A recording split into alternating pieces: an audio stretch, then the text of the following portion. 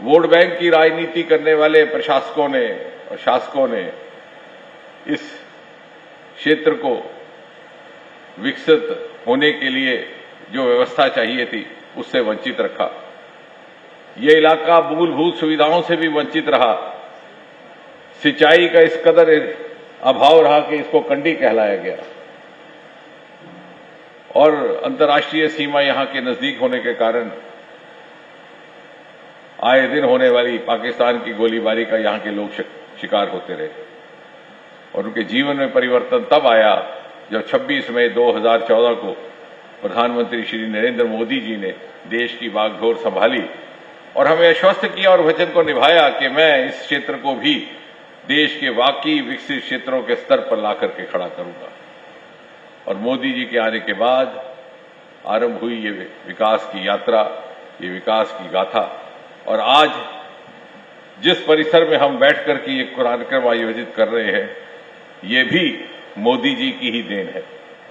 उत्तर भारत का सर्वप्रथम industrial biotech park और पूरे भारतवर्ष में 14वां।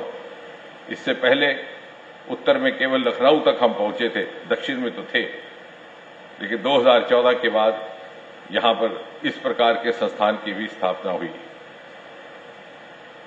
उपराष्ट्रपति जी, यही कारण है कि आपके आने को लेकर के यहां पर लोगों में अभूतपूर्व उत्साह है।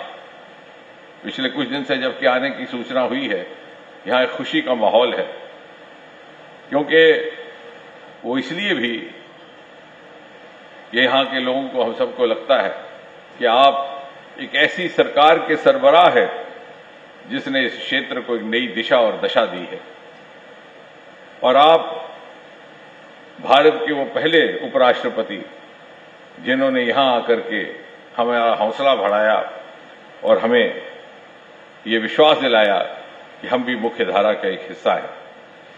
ये 2014 के बाद आप तो भली भांति जानते हैं, उस केस के साथ शायद आपका भी ताल्लुक रहा। शाहपुर कंडी का प्रोजेक्ट हमारा 45 बरस से रुका पड़ा था। सतलुज, व्यास और रावी हमारे हिस्से में आए थे, लेकिन तत्कालीन सरकारों ने उसको बढ़ने नहीं दिया। मोदी जी के आने के बाद उसको पुनः प्रारंभ किया गया। मोदी जी ने उसकी घोषणा 2019 में जब वो जम्मू पधारे उन्होंने की थी।